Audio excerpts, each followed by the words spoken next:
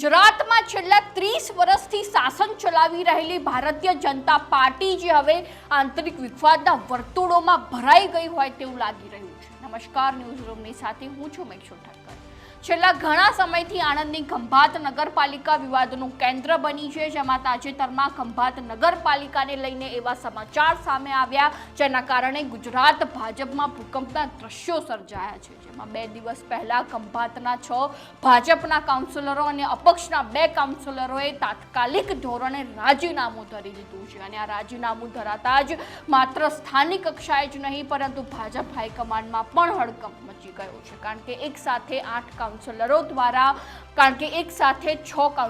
દ્વારા રાજીનામું ધરી દેતા તે પક્ષ માટે કોઈ નાની સૂની બાબત છે જ નહીં। જ્યારે પાણી માથાની ઉપર જતું રહે ત્યારે જ એક સાથે 6 લોકોએ હોદ્દા પરથી રાજીનામું આપ્યું હોય અને આ સમાચાર સાંભળતા જ દરેક લોકોના મનમાં એક જ પ્રશ્ન ઉઠી રહ્યો છે કે એક સાથે 6 કાઉન્સિલરોએ રાજીનામું ધર્યું જ કેવી રીતે? તે રાજીનામા પાછળનું કારણ શું હોઈ શકે, જેમાં આંતરિક વિખવાદ કે પછી જૂથવાદ કારણભૂત છે? તે અંગેના કોઈ જવાબો હાલમાં નથી મળી રહ્યા।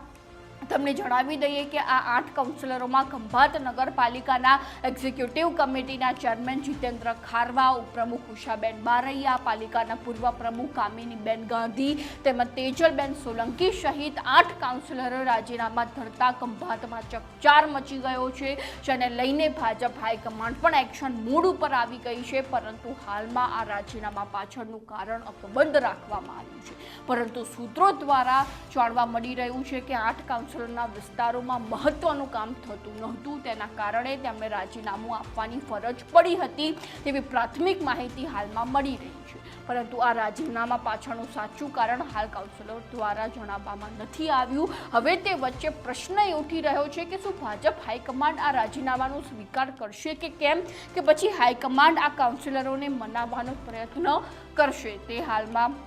ખૂબ મોટો પ્રશ્ન બનીને ઊભો રહી ગયો છે અને અનેક તર્ક વિતર્ક પણ બહાર આવી રહ્યા છે। હવે મહત્વની વાત તો એ છે કે આપણે અત્યાર સુધી સાંભળ્યું છે કે વિપક્ષ એટલે કોંગ્રેસના હોદ્દેદારો કે પછી કાઉન્સિલરો તેમના વિસ્તારમાં કામ ન થવાને કારણે હલ્લાબોલ કરતા હોય કે કંટાળીને રાજીનામું ધરી દેતા હોય, પરંતુ અહીંયા તો સત્તા પક્ષના કાઉન્સિલરો છે અને લોકોએ વિશ્વાસ મૂકીને ભાજપમાંથી ઊભા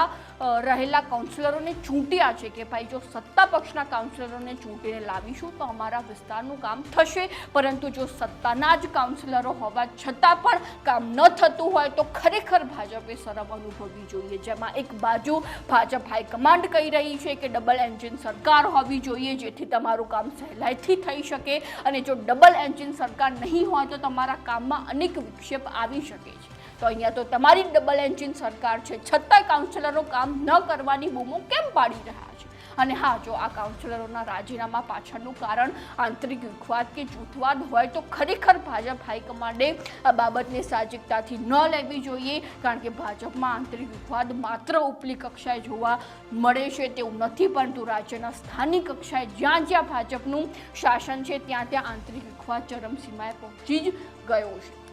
અને આંતરિક વિખવાદ ચરમસીમાએ પહોંચવાનું કારણ એક આયાતી નેતાઓ પણ છે અને ક્યાંક ભાજપમાં વધેલી ગુંડાગર્દી પણ છે, જેમાં પક્ષના મોટા ભાગના હોદ્દેદારો એવી વિચારસરણી રાખીને બેઠા છે કે અમે જે કહીએ તે જ થવું જોઈએ, જેના કારણે આંતરિક વિખવાદનો પ્રશ્ન ઊભો થતો હોય છે। જ્યારે બીજી બાજુ જૂથવાદ પણ ભાજપમાં ચરમસીમાએ પહોંચી ગયું છે, જેમાં ભાજપના હોદ્દેદારો અલગ અલગ જૂથમાં જ કાર્યો કરી રહ્યા છે, એટલે કે હોદ્દેદારોમાં જે એકતા હોવી જોઈએ તે એકતાનું પ્રમાણ તો જોવા નથી મળી રહ્યું, એટલે ક્યાંક પાર્ટીમાં 2 ફાટાના દ્રશ્યો સર્જાયા છે, જેથી કરીને જે વિસ્તારોમાં જે કામ થવા જોઈએ તે કામો થતા જ નથી અને તેનું મોટું કારણ જૂથવાદ જ હોય છે, જેથી ભાજપે આ પ્રશ્નો પર ખાસ ધ્યાન આપવું પડશે, કારણ કે માત્ર રાજ્યમાં ખંભાત નગરપાલિકા જ નથી જેમાં આંતરિક વિખવાદ સામે આવ્યો હોય, પરંતુ સ્થાનિક કક્ષાએ ભાજપમાં આવા ઘણા વિવાદો ચાલતા જ હોય છે। તો હવે જોવું રહ્યું કે ભાજપ હાઈકમાન્ડ તેનું નિવારણ ક્યારે લાવે।